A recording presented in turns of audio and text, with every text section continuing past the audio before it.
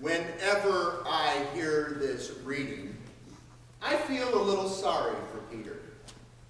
Jesus has just told his disciples something that is very difficult for them to understand.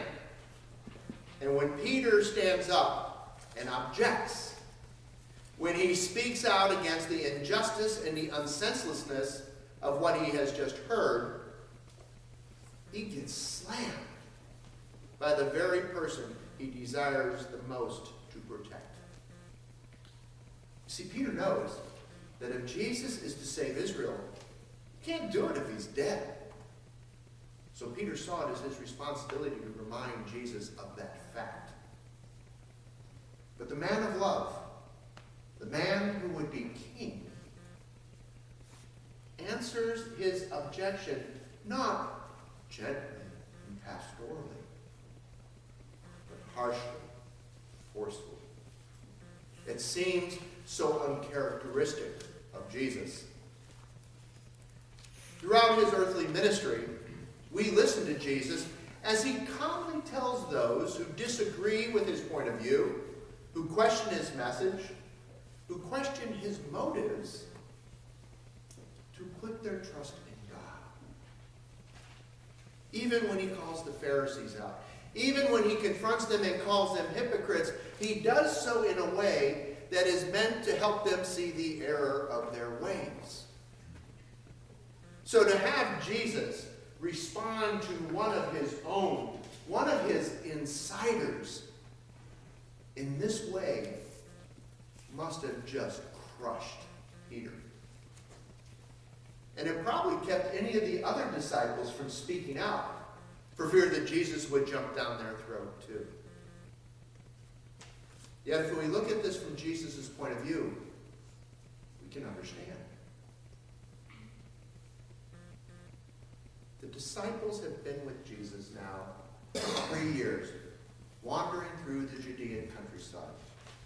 They have heard him teach. They have witnessed him heal those who are sick in body, mind, and spirit. And they have had the benefit of his personal insight into what he was saying and doing. After this isn't the first time Jesus tells the disciples that he must die. Although it is the first time he gives a little detail and he's more open about it.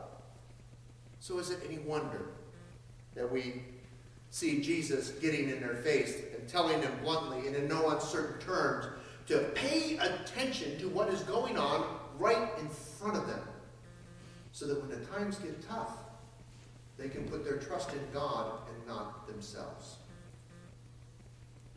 We're a lot like Peter.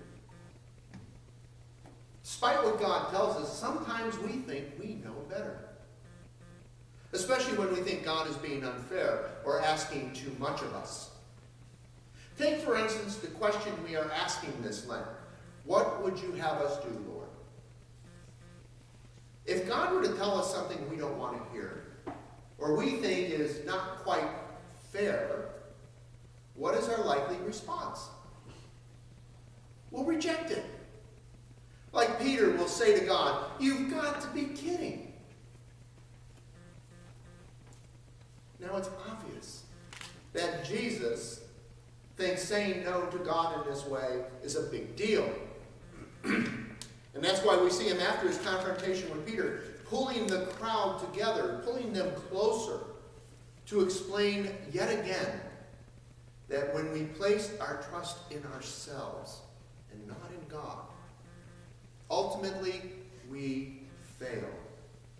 Even if in the short run we think we have succeeded. For those of you who have been following along in the ERD meditation booklet, maybe you've noticed that with each day's readings, it seems like we hear something different that God is calling us to do. I've even begun to make a list, and maybe some of you have too. And I'm really curious if at the end of Lent, we're going to have a list of 40 different things that God is asking of us.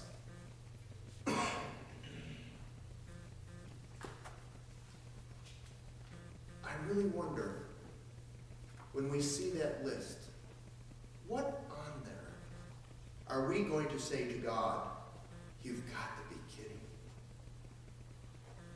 And when we do, what is God's answer going to be to us? Maybe it would be something like, well, if you didn't want an answer, don't ask the question. But I have a theory. I don't think the list that we're getting from God through these meditations is necessarily a bucket list. A list of things we must do before we depart and go to heaven. I think it's more like a choose from list. A list that offers us different opportunities based on the gifts that we have to share the love of God made known to us in and through Jesus Christ. Ever have one of those moments when all of a sudden the bell goes ring-a-ding-a-ding? When I was working on my sermon the other day and I wrote that last thought, I stopped and I stared at the computer screen. And I asked myself, can the answer to the question we are asking really be that simple? Is what we are asked to do simply to share the love of God that we have experienced with those God places in our lives? That's not a new revelation to me, to you. So why in that moment did it feel like one? I just sat there staring at the screen, thinking about it. And I came to the conclusion that it felt new because I had forgotten it. See, I've been working with the vestry and some folks on putting together our parish strategic plan.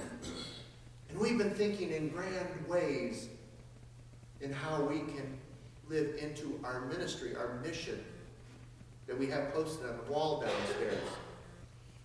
And I've been so focused on how we can do that, I guess I'd forgotten what it was all about. And realizing this, I looked at the list that I had in front of me, the list that I had put together this Lent. And I realized something about everything I'd written down, at least written down so far, is that they were all really hows. It really was a choose from list in that each day in this meditation, God is describing different ways to share God's love. Different ways in which people might experience the depth of God's love that changes lives. And when this hit me, my head just started spinning because idea after idea started coming rushing in. And just as I was about ready to sit down and start listing all of these out, I remembered I had a sermon to finish. But for that brief moment of time, I was filled with a grace I just had to share with you today. So maybe the question we are supposed to ask isn't, what would you have us do, Lord? But how would you have us show your love? Now, some of the answers, that we might come up with, that we might discern, it might be the same as we would have come up with anyway. But how much more merit will there be in them, knowing that we offer them out of our experience, our encounter with God's love, and not like Peter, out of our desire to have things our way? It's something.